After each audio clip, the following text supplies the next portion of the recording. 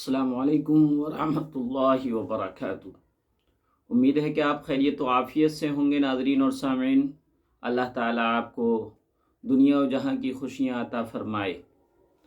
شب برات جو رات آنے والی ہے، اس رات کے سلسلے میں بڑا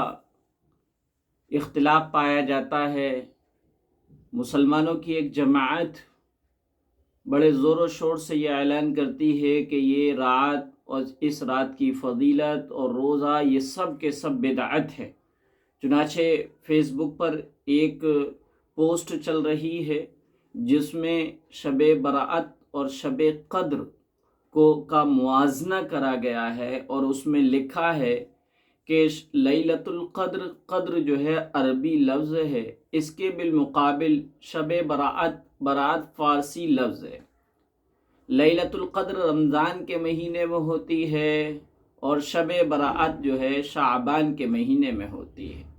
لیلۃ القدر رمضان کے آخری عشرے، آخری 10 راتوں میں ممکن طور پر 21، 23، 25، 27، 29 میں پڑتی ہے، اور شب برات 15 شعبان کی رات میں ہوتی ہے۔ اسی طریقے سے لیلۃ القدر کی فضیلت یہ ہے کہ لیلۃ القدر میں قرآن کی ایک مکمل سورت نازل ہوئی، انا انزلناہ فی لیلۃ القدر، جس میں لیلۃ القدر اور شب قدر کی پوری فضیلت سورت میں بیان کی گئی ہے۔ البتہ شب برات کے بارے میں وہ لوگ جو اس کا انکار کرتے ہیں، وہ کہتے ہیں قرآن میں کوئی صورت، یہاں تک کہ کوئی لفظ بھی نہیں آیا ہے، اگرچہ یہ غلط ہے۔ اسی طریقے سے شب قدر کے بارے میں بتاتے ہیں کہ ڈھیر ساری احادیثیں شب قدر کی فضیلت میں آئی ہیں، البتہ شب برات کے بارے میں کوئی بھی حدیث نہیں آئی۔ جو حدیثیں آئی ہیں ان کو من گھڑت کہا جاتا ہے، اور ایک بھی صحیح حدیث نہیں بتائی جاتی ہے۔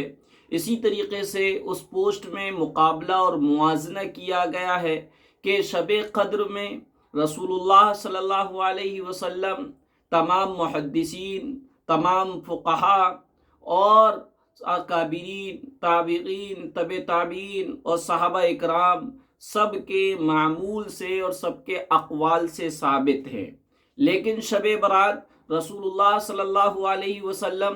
اور محدثین اور فقہا کرام کے عمل سے ثابت نہیں ہے۔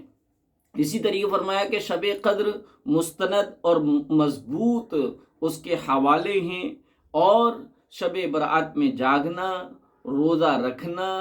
عبادت کرنا، قبرستان میں جانا، ان سب کو بتایا گیا کہ یہ سب جو ہیں من گھڑت ہے، بدعت ہے۔ آئیے ہم آج اس کے بارے میں آپ کو بتاتے ہیں۔ سب سے پہلے آپ کو یہ بتائیں کہ ایک قرآن کریم کی سورت ہے، اس کا آغاز ہے حامیم والکتاب المبین، انا انزلناہ فی لیلۃ مبارکہ انا کنا منذرین فیہا یفرق کل امر حکیم۔ اس میں شب برات کا نام ہے۔ یہ قرآن کریم کی سورت پڑھی ہے۔ جو پوسٹ میں کہا گیا کہ شب برات کا کوئی بھی ذکر حدیث اور قرآن میں نہیں ہے، تو سب سے پہلی بات یہ ہے کہ شب برات لیلۃ مبارکہ کا ذکر قرآن کی اس آیت میں۔ یہی وجہ ہے کہ شعبان المعظم یعنی شب برات کی 15ویں شب کے 4 مشہور نام ہیں۔ نمبر 1 لیلۃ المبارکہ، برکت والی رات، لیلۃ الرحمہ، رحمت والی رات، لیلۃ البراءت، گناہوں سے نجات کی رات، لیلۃ الصق، اعمال لکھے جانے کی رات۔ اب اس سلسلے میں یہ سمجھا جائے کہ شب برات کی فضیلت بے بنیاد نہیں ہے، جیسا کہ پروپیگنڈا کیا جاتا ہے۔ شب برات کے بارے میں یہ کہنا بالکل غلط ہے کہ اس کی کوئی فضیلت حدیث سے ثابت نہیں۔ حقیقت یہ ہے کہ 10 صحابہ اکرام رضی اللہ اجمعین سے احادیث روایت کی گئی ہیں، ثابت ہیں، جن میں نبی کریم صلی اللہ علیہ وسلم نے اس رات یعنی شب برات کی فضیلت بیان فرمائی۔ ان میں سے بعض احادیث سند کے اعتبار سے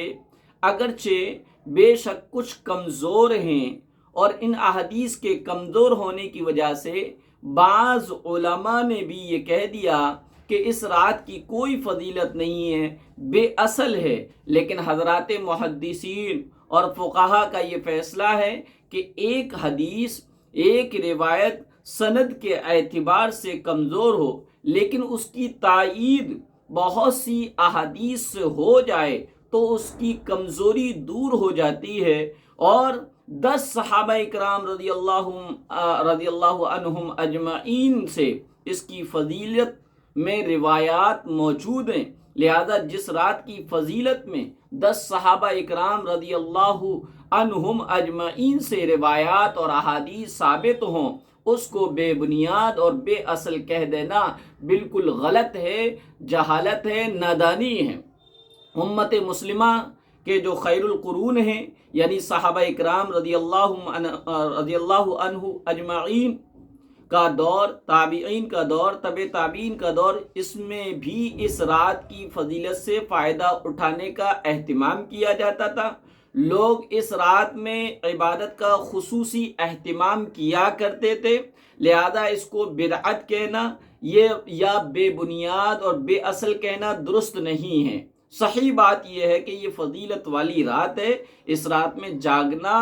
جاگ کر عبادت کرنا باعث اجر و ثواب ہے اور اس کی خصوصی اہمیت ہے۔ ہاں، البتہ یہ آپ کو میں بتاتا چلوں کہ شب برات میں عبادت کا کوئی خاص طریقہ مقرر نہیں ہے۔ یہ بات اپنی جگہ درست ہے، ہم بھی اس کا اقرار اور اعتراف کرتے ہیں کہ عبادت کا کوئی خاص طریقہ مقرر نہیں ہے کہ فلاں طریقے سے عبادت کی جائے، جیسا کہ بعض لوگوں نے اپنی طرف سے ایک طریقہ گڑھ لیا ہے، بنا لیا ہے کہ شب برات میں اس خاص طریقے سے نماز پڑھی جائے، مثلا پہلی رکعت میں فلاں سورت اتنی مرتبہ پڑھی جائے، دوسری رکعت میں فلاں سورت اتنی مرتبہ پڑھی جائے، وغیرہ وغیرہ۔ اس کا کوئی ثبوت نہیں ہے، یہ بالکل بے بنیاد اور بے اصل بات ہے۔ بلکہ نفلی عبادات جس قدر ہو سکے وہ اس رات میں کرنا چاہیے، انجام دینا چاہیے۔ نفل نمازیں پڑھیں، قرآن کریم کی تلاوت کریں، ذکر کریں، تسبیح پڑھیں، دعا کریں، استغفار کریں، درود پڑھیں، یہ ساری عبادتیں اس رات میں کی جا سکتی ہیں، لیکن کوئی خاص طریقہ عبادت کا نہیں ہے۔ ہاں، اس میں نفل عبادت کی جائے، نوافل پڑھے جائے، تو نفلی عبادت کو انفرادی طور پہ پڑھنا چاہیے، گھر میں پڑھنا چاہیے، جماعت سے نہیں پڑھنا چاہیے۔ چنانچہ امام ابو حنیفہ رحمۃ اللہ علیہ نے فرماتے ہیں کہ نفل عبادت کی ناقدری نہ کرو، نفل عبادات کی بربادی نہ کرو، اس کی ناقدری نہ کرو۔ نفل عبادت کی قدر یہ ہے کہ تم اور تمہارا اللہ ہو اور تیسرا کوئی نہ ہو، لہذا نفلی عبادت جتنی بھی ہیں ان سب کے اندر یہی اصول بیان فرمایا گیا ہے کہ تنہائی میں اکیلے عبادت کرو، اور تم ہو اور تمہارا اللہ ہو، دوسرے لوگ نہ ہوں۔ لہذا اس اصول سے یہ پتہ چلا کہ اس شب برات میں نفل نماز کی جماعت مکروہ تحریمی ہے، اس لیے کہ اللہ تعالیٰ تو احادیث میں فرماتا ہے کوئی بخشش چاہنے والا، یعنی ہے کوئی مجھ سے مغفرت طلب کرنے والا تو میں اس کی مغفرت کر دوں، یعنی کوئی تنہائی میں مغفرت طلب کرنے والا، تنہائی میں مجھ سے رحمت طلب کرنے والا ہے۔ اب اللہ تعالیٰ تو یہ فرما رہے ہیں کہ تنہائی میں میرے پاس آ کر مجھ سے مانگو، لیکن ہم نے یہ کیا کیا؟ راتوں کو جاگنے کا انتظام کر لیا، چراغاں کیے، لائٹنگ لگائی اور لوگوں کو اس کی دعوت دی کہ آؤ میرے پاس آ کر میری خلوت میں، میری تنہائی میں شریک ہو جاؤ، میرے اور اللہ کے درمیان آ جاؤ۔ حقیقت میں یہ اللہ تعالیٰ کے انعام کی ناقدری ہے۔ لہذا رات میں اجتماعیت کے ساتھ صلاۃ التسبیح کی نماز کی جماعت ہو یا اور کوئی نفلی عبادات جماعت کے ساتھ ہو، یہ سب ناجائز ہے، مکروہ تحریمی ہیں۔ نوافل میں تنہائی مقصود ہوتی ہے، کیونکہ فرائض فرض عبادات جو ہوتے ہیں وہ دین کا شعار ہوتے ہیں، دین کی پہچان ہوتے ہیں، دین کی علامت ہوتے ہیں، لہذا ان کو جماعت کے ساتھ مسجد میں ادا کرنا ضروری ہے، جیسے 5 وقتہ نمازیں۔ کوئی آدمی یہ سوچا اگر کہ میں مسجد میں جماعت کے ساتھ نماز پڑھوں گا تو اس میں ریاکاری کا اندیشہ ہے، اس لیے گھر ہی میں نماز پڑھ لوں، تو اس کے لیے ایسا کرنا جائز نہیں ہے۔ اس کو حکم یہ کہ مسجد میں جا کر نماز پڑھ لے، اس لیے کہ اس کے ذریعے سے دین اسلام کا ایک شعار ظاہر کرنا مقصود ہے، دین اسلام کی ایک شوکت کا، ایک عظمت کا، اس کے بلبلے کا مظاہرہ کرنا مقصود ہے، اس لیے اس کو مسجد ہی میں ادا کرو۔ لیکن نفل ایک ایسی عبادت ہے جس کا تعلق بندہ اور اس کے پروردگار سے ہے، بس تم ہو اور تمہارا اللہ ہو، تم ہو اور تمہارا پروردگار ہو، جیسا کہ حضرت ابو بکر صدیق رضی اللہ تعالیٰ عنہ کے واقعے میں آتا ہے کہ حضور اقدس صلی اللہ علیہ وسلم نے ان سے پوچھا کہ ابو بکر تم اتنی آہستہ آواز میں تلاوت کیوں کرتے ہو؟ انہوں نے جواب دیا کہ جس ذات سے میں مانگ رہا ہوں، مناجات کر رہا ہوں، اس کو سنا دیا، اب دوسروں کو سنانے کی کیا ضرورت ہے؟ لہذا نفلی عبادت کا تو حاصل اور خلاصہ یہ ہے کہ بندہ ہو اور اس کا پروردگار ہو، کوئی تیسرا شخص درمیان میں اور بیچ میں نہ ہو۔ اللہ تعالیٰ یہ چاہتے ہیں کہ میرا بندہ براہ راست ڈائریکٹ مجھ سے تعلق قائم کرے، اس لیے نفلی عبادتوں میں جماعت اور اجتماع کو مکروہ قرار دیا گیا ہے، اور یہ حکم دیا گیا ہے کہ اکیلے آؤ،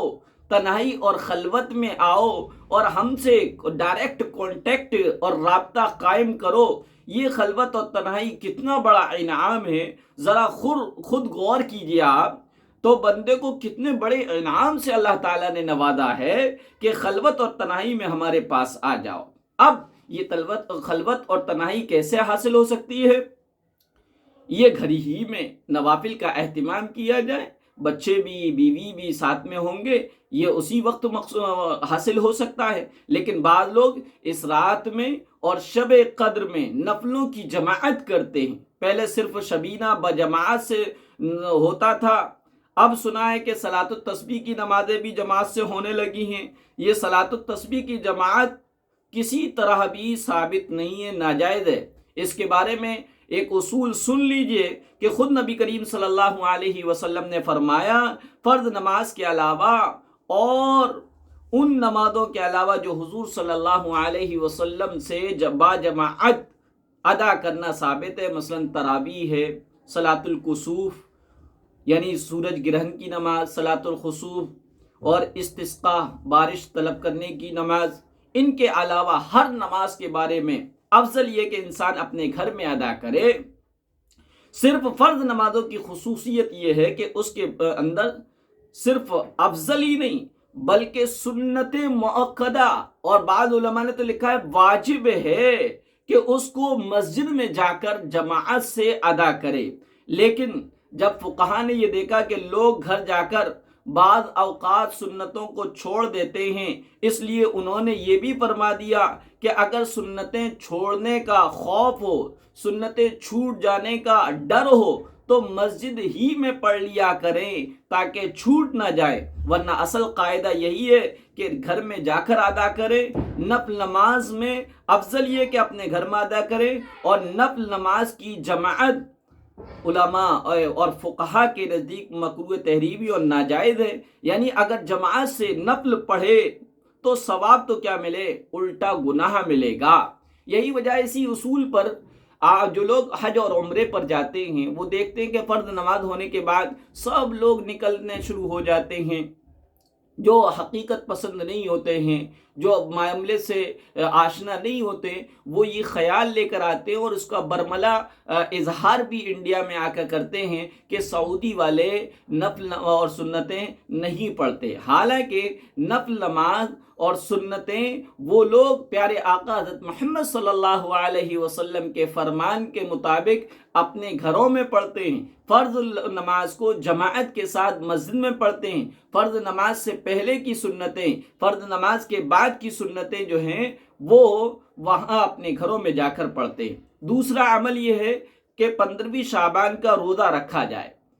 اور ایک یہ خاص مسئلہ ہے شب برات کے بعد والے دن، یعنی 15ویں شعبان کو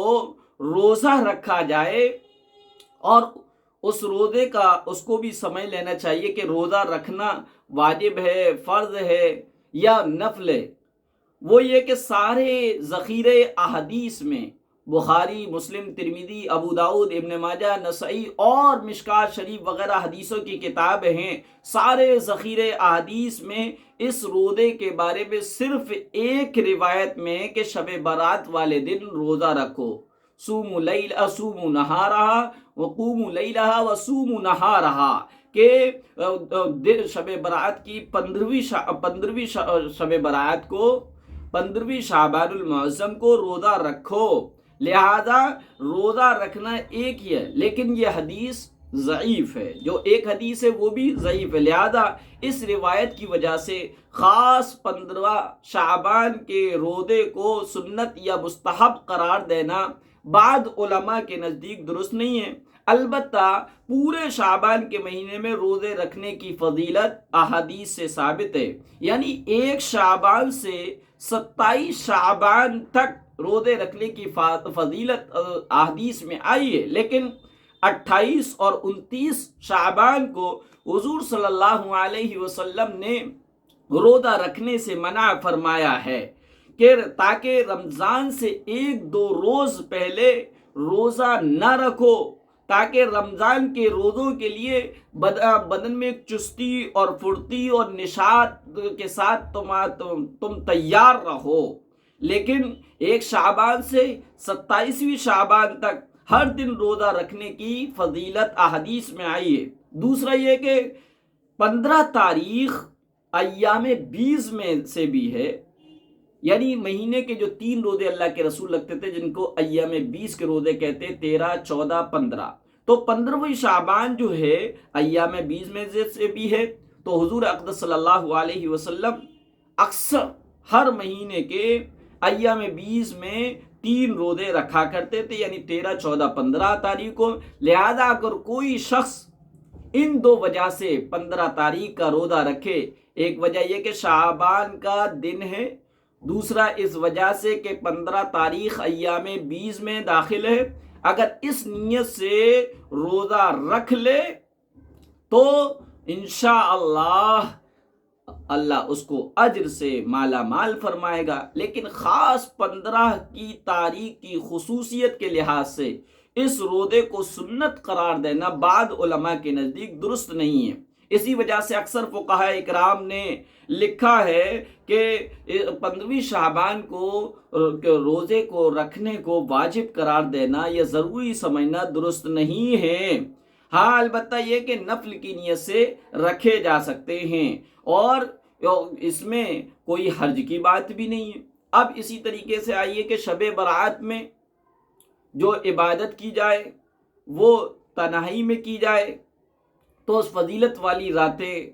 شور و شغب کی راتیں نہیں ہیں، گھومنے پھرنے کی راتیں نہیں ہیں، یہ میلے ٹھیلے کی راتیں نہیں ہیں، یہ اجتماع کی راتیں نہیں ہیں، بلکہ یہ راتیں اس لیے ہیں کہ گوشے تنہائی میں بیٹھ کر تم اللہ کے ساتھ تعلق قائم کر لو اور تمہارے اس کے درمیان میں کوئی اور حائل نہ ہو۔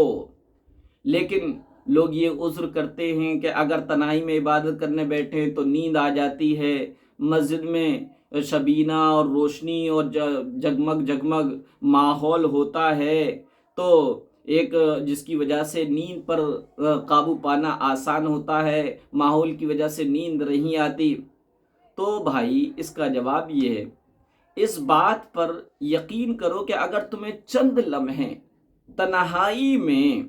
اللہ تعالیٰ سے ہم کلام ہونے کے میسر آ گئے، وہ چند لمحے اس ساری رات کے عبادت سے، اس ساری رات کے جاگنے سے بدرجہ بہتر ہے جو ہم نے میلوں کی شکل میں گزاری، جو ہم نے مٹر گشتیوں کی شکل میں گزاری، جو ہم نے مسجد کے آداب کا خیال نہ رکھتے ہوئے مسجد میں گزاری، اس لیے کہ تنہائی میں جو وقت گزارا جاتا ہے وہ سنت کے مطابق گزارا جاتا ہے، اور جو میلے میں جو وقت گزارا جاتا ہے اور جو مسجدوں میں جو وقت گزارا جاتا ہے وہ خلاف سنت ہوتا ہے، آداب مسجد کے خلاف ہوتا ہے۔ لہذا وہ رات اتنی قیمتی نہیں ہے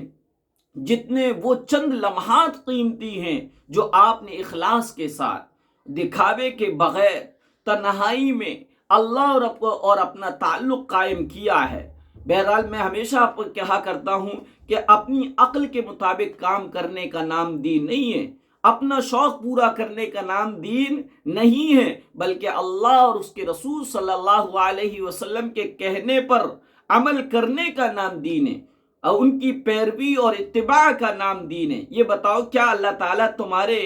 گھنٹے شمار کرتے ہیں کہ تم نے مسجد میں کتنے گھنٹے گزارے؟ وہاں گھنٹے شمار نہیں کیے جاتے، وہاں پر کیا ہے، اللہ کے عدالت میں انسانوں کی راتیں شمار نہیں کی جاتی،